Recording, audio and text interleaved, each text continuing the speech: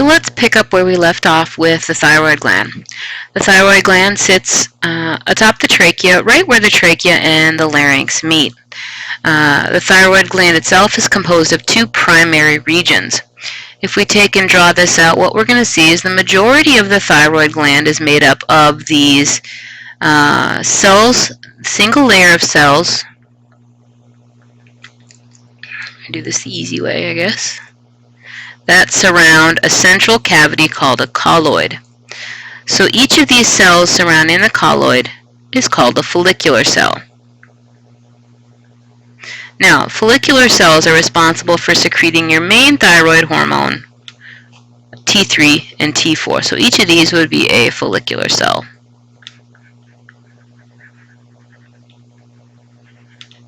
And this cavity here is your colloid. Okay. Now, you would see follicular cells extending through here and continuing that way, and you would see another set of follicular cells here with its own colloid. Now, what you see is filling in the gap between neighboring follicular cells with their colloid are these kind of mashed in cells. These are your parafollicular cells.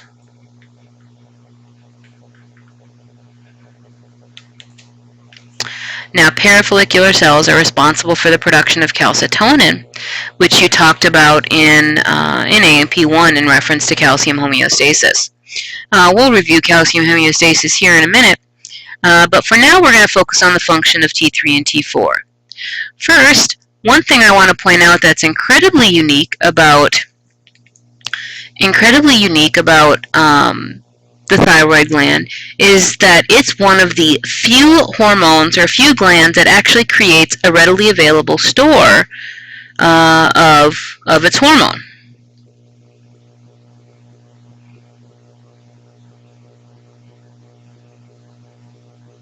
Now, this readily available store is actually stored in the colloid. Okay. Now,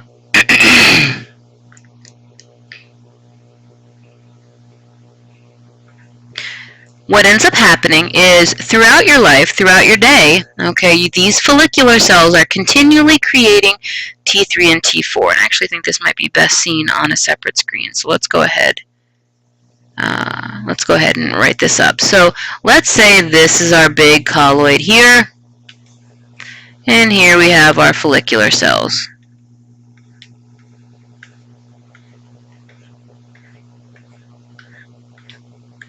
So in here we have your follicular cell,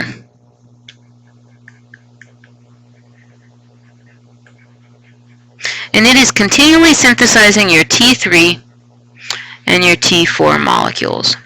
Now, what it does once it creates them, if they're not necessary, is it strings them up.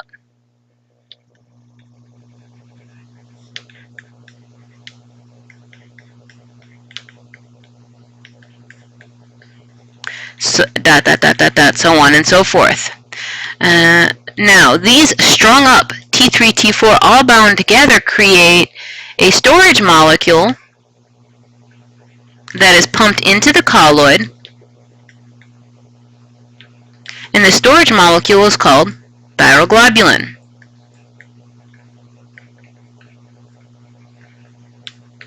So if that T3 and T4 is not needed, it's converted or bound up in the form of thyroglobulin and pumped into the colloid.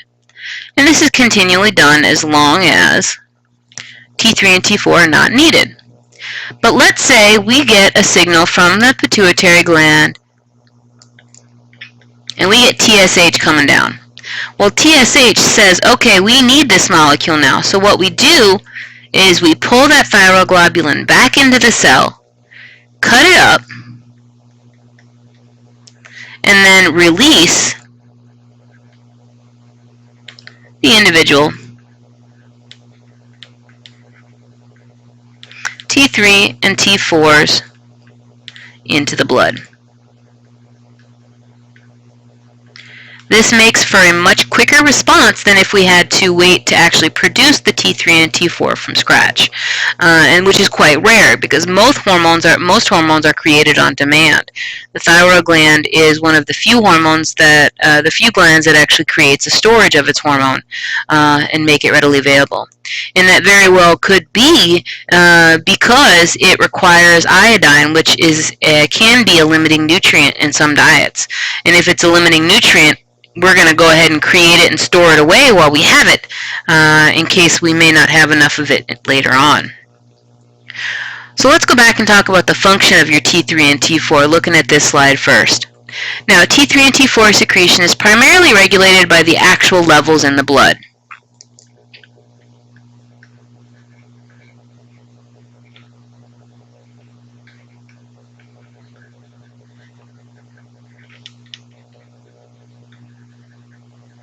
So, when hormone levels get too low, we release TRH and TSH. When hormone levels get too high, we shut it down. Okay? Now, question is, what is the function of your thyroid hormones? Well, for those of you who have ever had issues with weight, whether gaining too much or, whether weighing too much and not being able to lose it, or in some cases, being extremely thin and not being able to gain weight, a lot of times one of the first hormones your doctor looks at, one of the first things your doctor will look at is your thyroid levels. Because your thyroid gland is known to regulate your overall metabolic rate, your basal metabolic rate. Now, when we say your basal metabolic rate, what we're referring to is the rate your metabolic rate when you're sitting around doing nothing. So this is the base number of calories your body needs to do its daily activities, irrelevant of exercising or anything else. So what is the bare minimum necessary to keep you alive? Okay. Now, what we know is that T3 and T4 is known to increase your basal metabolic rate. Now, how does it do that? Well, your basal metabolic rate is reliant upon ATP usage. So, what T3 and T4 must do in some way or another is find a way to increase your ATP usage when you're just sitting around doing nothing. Well, how the heck can we do that? I mean, because I'd like a pill for that myself. Well, it does that actually by stimulating the production of sodium-potassium pumps. Sodium-potassium ATPase pumps are extremely, extremely important transmembrane pumps that every cell in your body possesses. These sodium-potassium pumps are going to pump sodium out of the cell and potassium into the cell. And since these electrolytes are continually leaking back in or back out, depending on which one we're talking about, these pumps will always have a job. Okay, it's a never-ending cycle to maintain the concentration gradients for sodium and potassium in every single cell in our body. Which means the more sodium-potassium pumps we have, the more ATP we'll use just sitting around on the couch doing nothing. So by stimulating an increase in the number of sodium-potassium pumps, we automatically increase our basal metabolic rate. In addition, if we're burning more energy and creating more ATP, we're also creating more heat, because remember, byproduct of ATP production is heat, so we're also going to increase our body temperature. Well, since sodium-potassium pumps are a type of protein, we overall increase protein synthesis, not only because we're producing additional sodium-potassium pumps, which are transmembrane proteins, but also because T3, T4 stimulates the protein synthesis in other ways as well. Well, if we're doing this and we're increasing our basal metabolic rate, we better make more energy available. So we're going to liberate our glucose and fatty acid stores. So we're going to do this with lipolysis. And again, as I mentioned before, glyconeogenesis. Or not glyconeogenesis, excuse me, glycogenolysis, which is the breaking down of glycogen into glucose. Now, what you're going to notice here, or let me finish up the functions before I talk about some similarities here. We also enhance the effects of catecholamines. Catecholamines are going to be, best examples is going to be your epinephrine. Try that.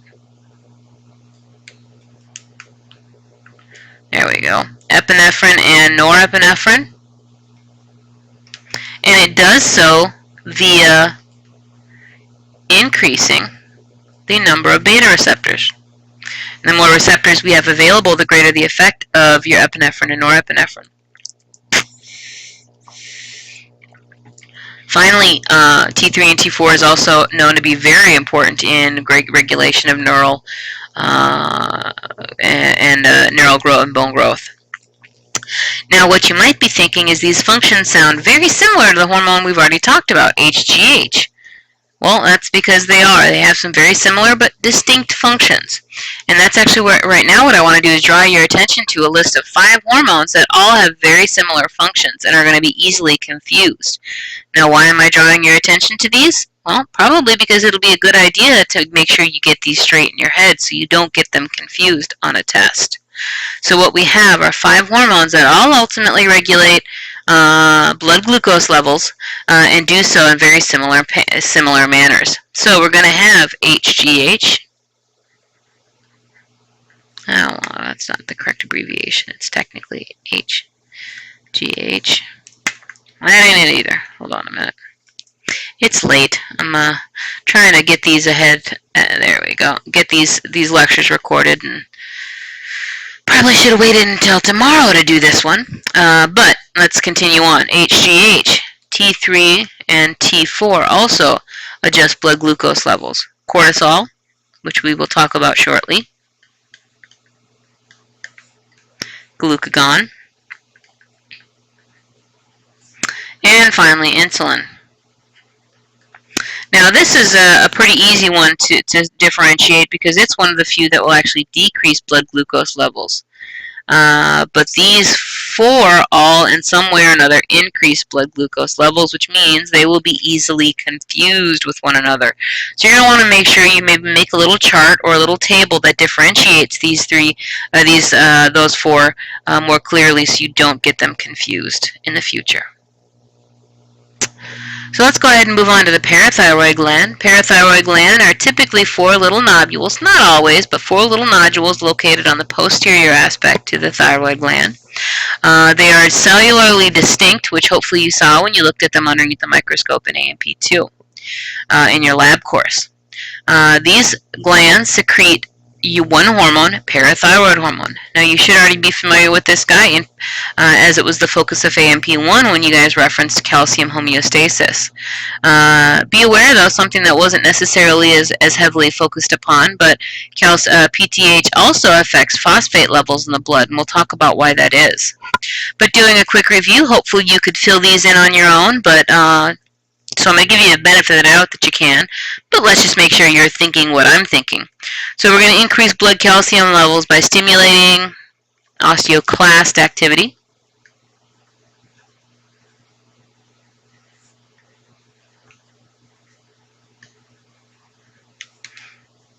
Okay, we are going to tell the kidneys to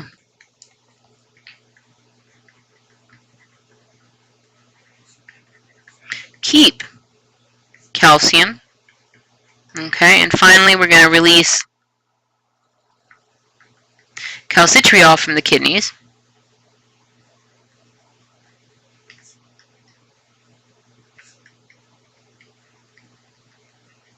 Which is going to get calcium from the gut.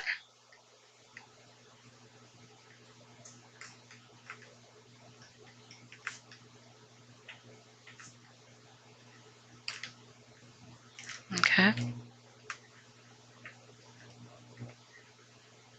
There we go. Now, all of these together will result in an overall increase in blood calcium levels. Now, at the same time we're doing this, keep in mind, as we're breaking down osteoclasts, we're not only releasing calcium, we're also releasing phosphate. So at the same time we're breaking down those the bone to release the calcium, we're also releasing phosphate. So we're going to actually tell the kidneys to excrete the phosphates so they don't get too high in our blood. So here we have a nice overview that reviews both calcitonin from the thyroid gland and PTH from the parathyroid gland. So let's start with some stimulus causing a drop in blood calcium levels. This is detected by the parathyroid glands, which release our PTH. PTH has two primary targets.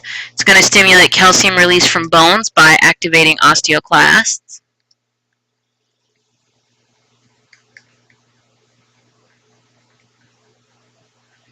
Okay, and it's going to tell the kidneys to increase calcium uptake in the kidneys and stop peeing it out. Okay. At the same time, it tells the kidneys to activate vitamin D, which, as you recall, is calcitriol. Calcitriol, of course, tells the kidneys, tells the gut to absorb the calcium. As we put all this calcium back in the blood calcium levels rise and we return to normal. Now, if those blood calcium levels get too high, this is detected by the, if we want to be more specific now, parafollicular cells of the thyroid gland.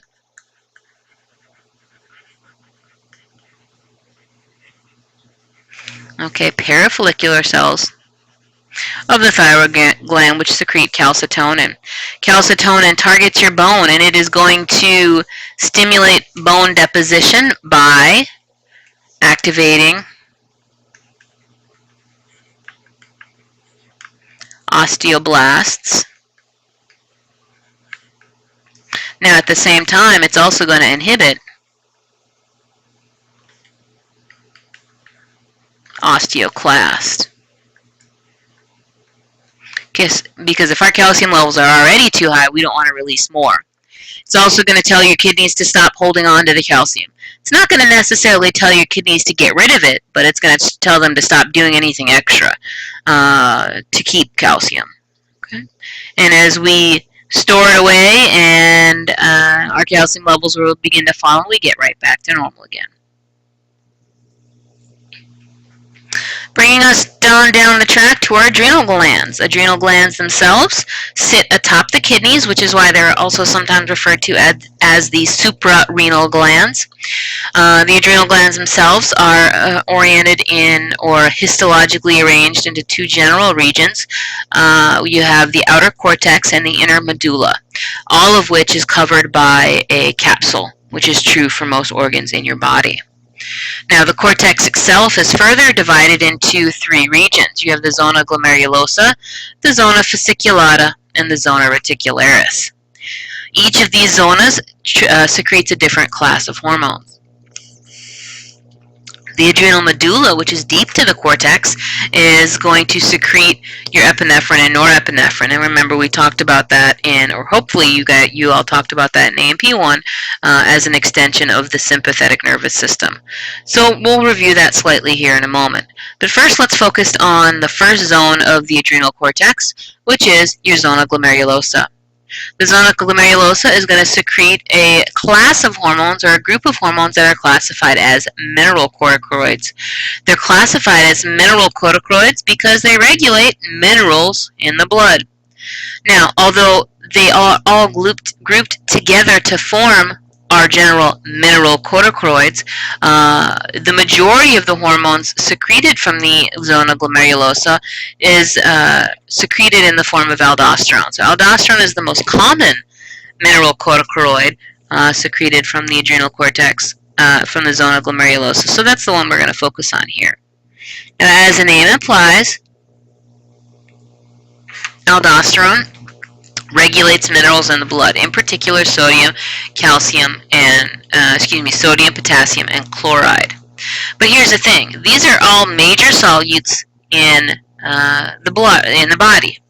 Now, remembering back to your general biology and your idea of osmosis and diffusion, anytime we move around solutes, what likes to follow? Well, what follows salt? Water. So if we are going to be adjusting the amount of sodium, potassium, and chloride in the body, by default we are also going to adjust water balance, which is going to change blood volume and finally blood pressure. So let's take a look at how all of this works with the renin-angiotensin-aldosterone pathway, or the RAA pathway, which is how aldosterone secretion is regulated. Now, there's a diagram in your book. This one to me is a little more simplistic. So let's go ahead and go through it and see if we can figure this out. So we're going to start here with a drop in blood pressure. This is detected at your kidneys.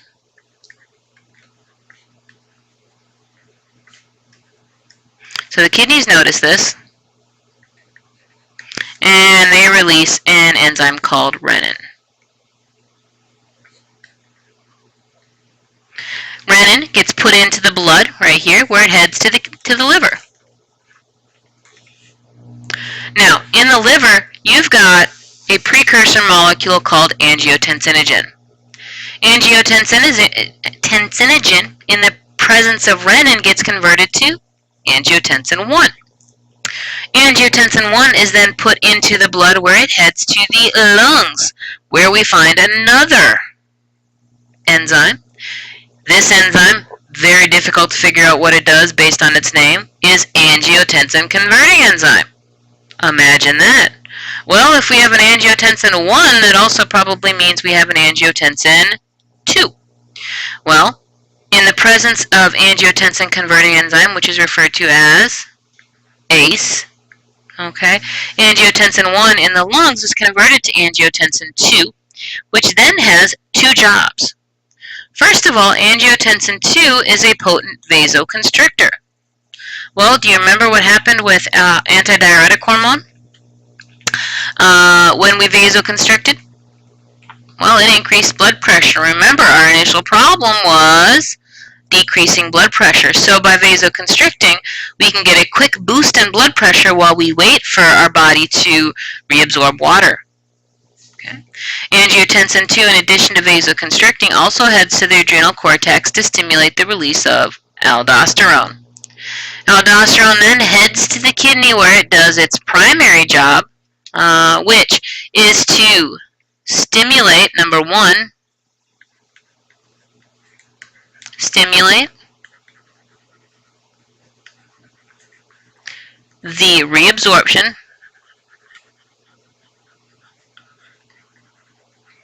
of sodium. I don't know why I put two pluses there. It's only one plus. Back into the blood.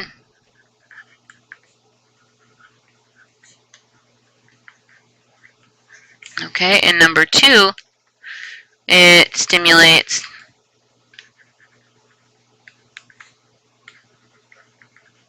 the excretion of potassium out of the blood into the urine.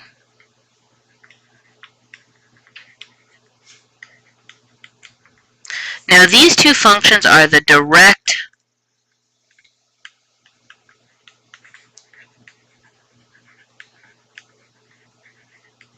functions of aldosterone. Directly via aldosterone interaction, aldosterone binding with receptors, these are the direct functions.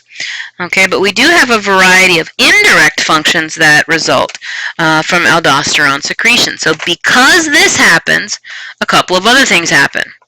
Number one, anytime you move sodium, chloride follows. Okay, so secondary indirect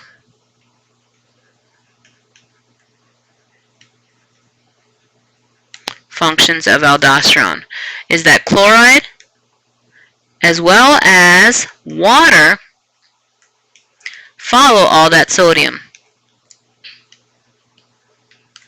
back into the blood.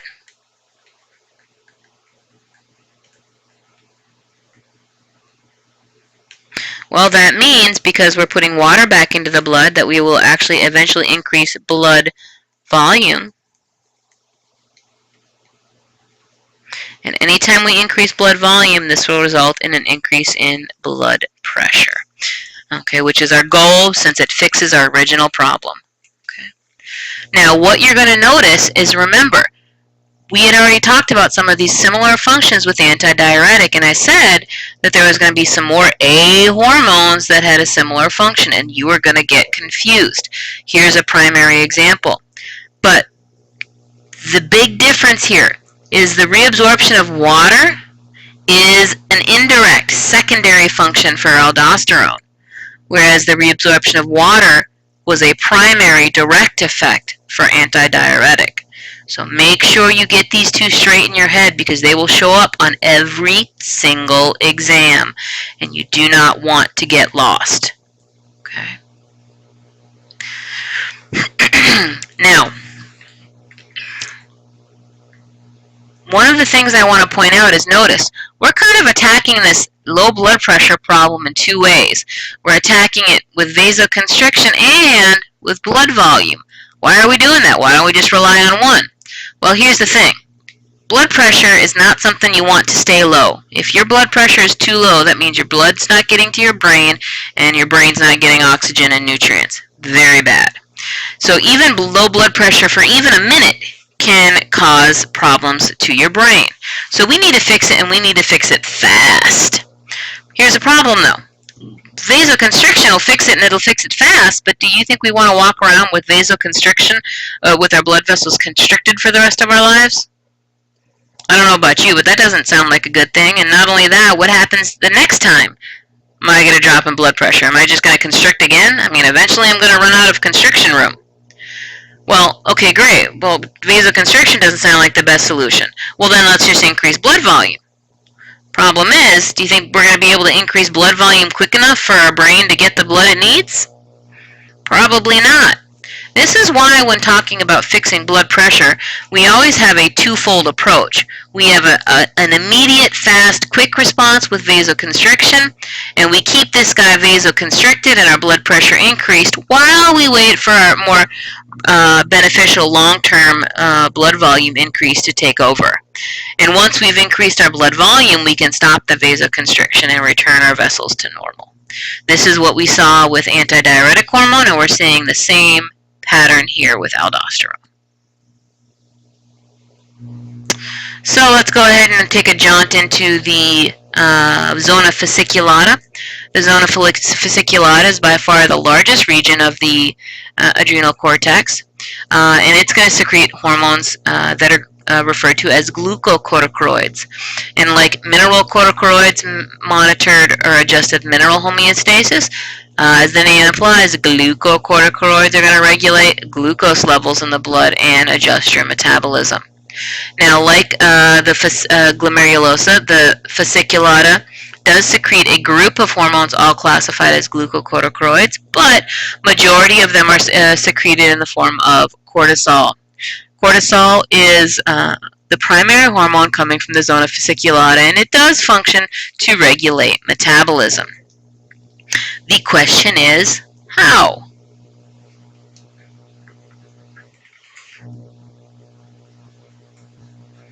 So cortisol, along with all your glucocorticoids, is going to help regulate metabolism, but it's also a very important stress hormone. Cortisol levels will rise whenever you are or your body is stressed in any way or another.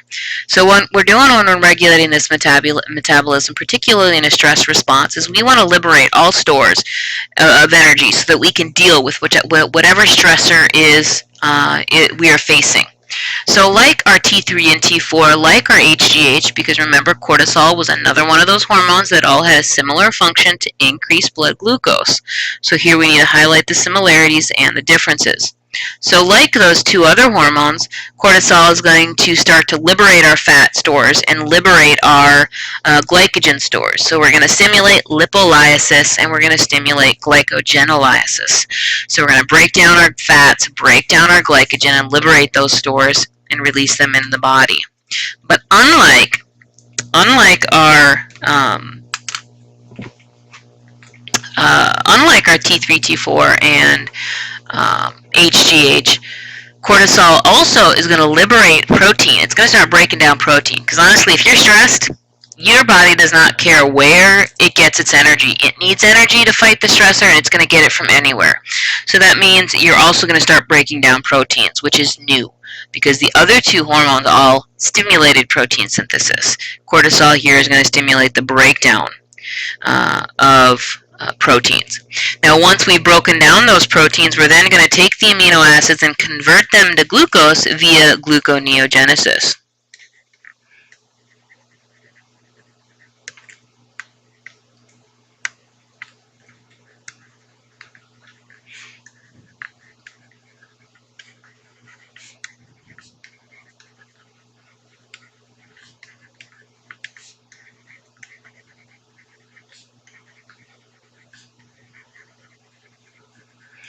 gluconeogenesis. So now we're liberating energy stores from fat, we're liberating glucose from glycogen, and now we're creating glycogen from protein. So now we're going to have all of the energy we could possibly need to fight our stressor. Now, you're also going to see that with that energy, we're going to resist stress, hopefully. But one of the side effects of resisting stress is that we're also going to have anti-immune and anti-inflammatory aspects. And if you think about it, if your body is stressed out, it doesn't want to be worrying about every little rip or tear or muscle injury. It needs to keep you going to fight the big stress. It's not going to worry about all the little ones. So in the short term, having that anti-inflammatory effect and to depress your immune response is a good thing to fight the immediate stressor. But if the stress exists long term, this is where individuals that live a very, very stressful life result in a continual illness, as the depressed immune response, the anti-inflammatory situations, results in their body being much more susceptible to disease. Now, recall, similar to your thyroid regulation, cortisol is primarily regulated by monitoring cortisol levels in the blood. When cortisol levels are low, CRH release travels to the anterior pituitary to stimulate the release of ACTH. ACTH then travels to the adrenal cortex to stimulate the release of cortisol. As cortisol levels rise, both CRH and ACTH release is inhibited. But realize, since this is a stress hormone, we also see that its release can be stimulated from higher brain centers. Since you being stressed out isn't necessarily going to show up by looking at your cortisol levels in the blood.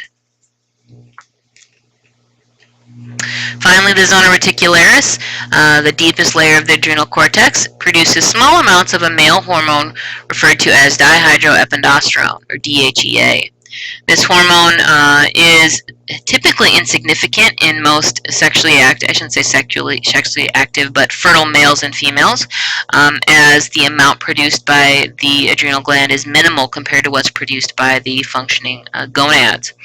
It does become extremely important in females, though, particularly postmenopausal females, as this becomes the only source of sex hormones in the body. Now you might wonder, well, we don't want DHEA, we want estrogen. Well, an enzyme exists within adipose tissue that converts the DHEA into estrogens, which means in postmenopausal females, this is your only source of estrogen. Typically, this is insignificant in males, but it can become an issue if we look at males, particularly males that are overweight, as the extra adipose tissue results in the conversion of extra dihydroepiandrosterone into estrogen and results in the gynecomastia, or male breasts, that sometimes develop in obese males. So, as I mentioned, we were going to briefly talk about the adrenal medulla, but we're not going to spend too much time here because you should already be familiar with the functions of epinephrine and norepinephrine as they mimic the sympathetic nervous system. The function here is going to be identical to what you guys learned about in AMP1. The only difference is we're stimulating these responses hormonally, which means they're going to last longer. If you need to review the sympathetic and parasympathetic nervous system, you are going to want to go back and review Chapter 15. In fact, even if you think you know it, you should review it, because this is going to become extremely, extremely important as we move forward into later chapters. Moving into the pancreas, one of the last organs we're going to talk about before we move on. The pancreas itself is our first example of, I shouldn't say our first, but another example of an organ that contains endocrine tissue. Now, the primary function of the pancreas is to serve as an exocrine gland via the secretion of digestive enzymes from pancreatic acini. Now, the endocrine portion is composed of the pancreatic islets, and it counts for about 1% of the gland. Again, these pancreatic islets also being known as islets of Langerhans. The pancreatic islets themselves are made up of 4 different cell types, each of which secreting a different hormone, which are all listed on your screen. Although all four are important, the two that we're going to spend our time on talking about is glucagon and insulin. These two hormones are a perfect example of antagonistic hormones that regulate blood glucose levels.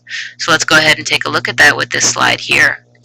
Now, if blood glucose levels are high, say after eating a meal, the pancreas is going to secrete insulin from your beta cells. Insulin hits the blood and has a variety of functions. Excuse me. But the most important of which is to signal pretty much every cell in your body to start sucking up glucose. Every cell in your body gets the signal to start sucking up the glucose and get that glucose out of the blood and into the cells where it can be used. Once inside of the cells, its function is going to, what happens next, is going to depend on what type of cell we're talking about. If we're in the liver, we're going to convert that glucose into glycogen. If we're in the muscles, we're going to store that we're going to again store it as glycogen or use the energy to build proteins and build and repair muscle. If we're in the adipose tissue, we're going to pick up that glucose and convert it over to fat. As we suck the glucose out of the blood and into our cells, our glucose levels drop. If they drop too low, then we enter into a hypoglycemic state and we secrete glucagon. Glucagon hits the blood and basically tells your cells to reverse what it just did. So it's going to tell your adipose tissue, your liver, to start breaking that glucose down, or that glycogen down into glucose, that lipid down into glucose, triglycerides, and putting it into the blood. This causes your blood glucose levels to rise and you return to normal. So let's go ahead and get some questions out of the way and see how well you guys mastered the material in these last couple of slides. So go ahead and pause the recording and see what you get.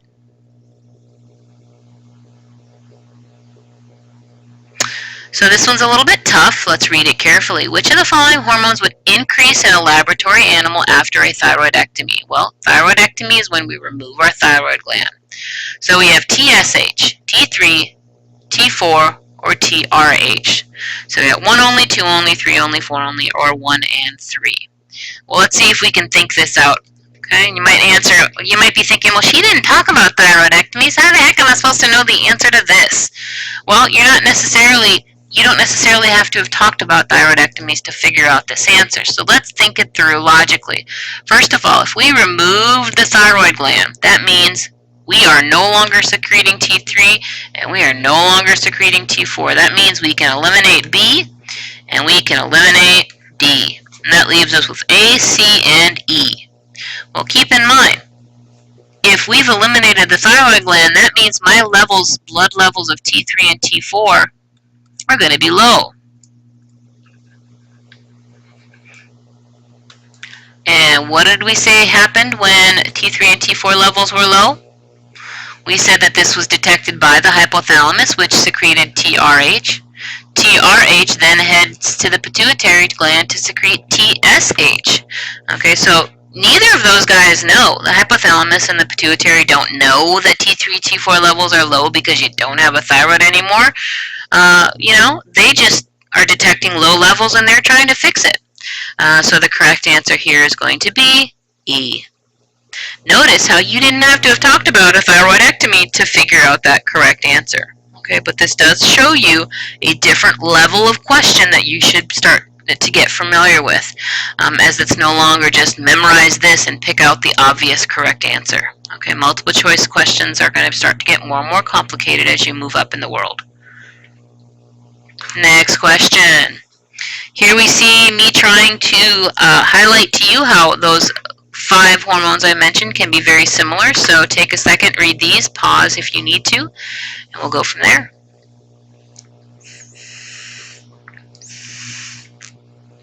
So, which of the following hormones increases protein synthesis, stimulates lipolysis, but the key here, retards the use of glucose for ATP?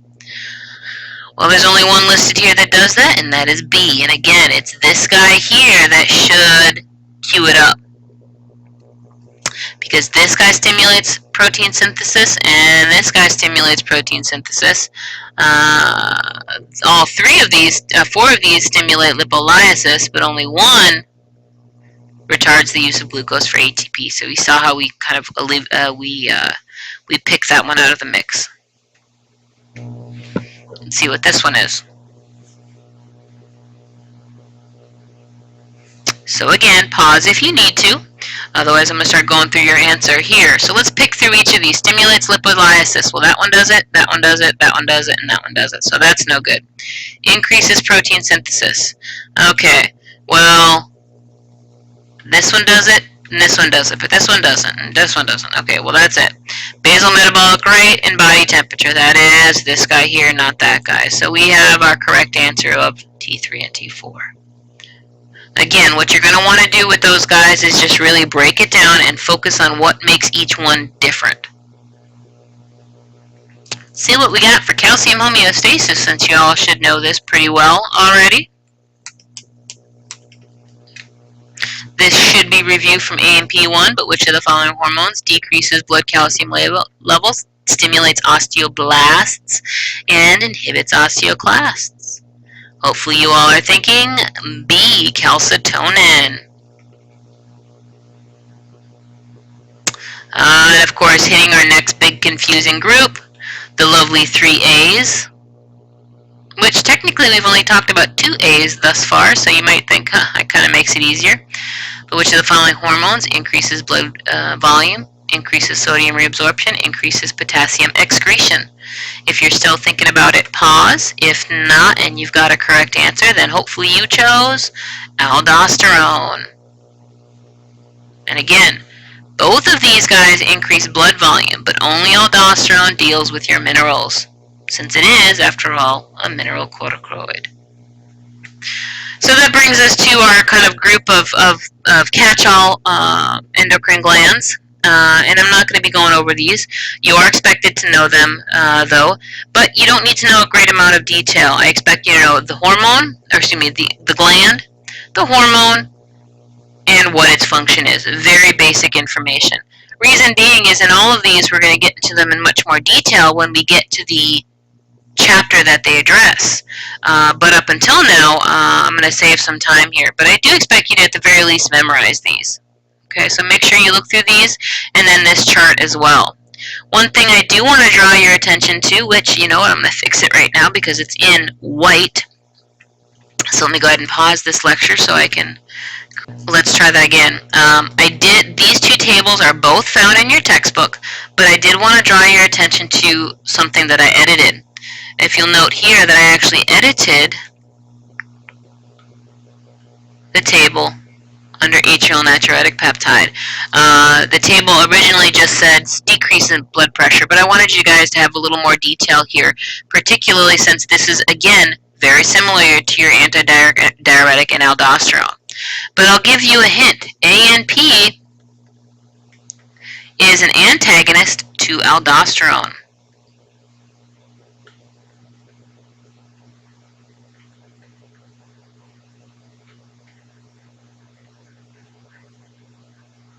So, as long as you know the function of aldosterone, all you need to do is flip it, and you have the function of ANP.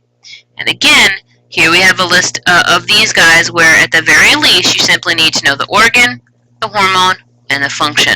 Not much more than what's already in this table. Okay, so don't go overboard. You're not going to get difficult questions from this group, but you are going to get something like this. Notice, all 5 of these are not hormones that we talked about as far as lecture goes, but they are from the list of read on your own. So, you know, this question could be the easiest question on the test or quiz, but if you didn't look over it, it all of a sudden becomes the hardest. So take a second, read over that stuff, and see if you can come up with the correct answer.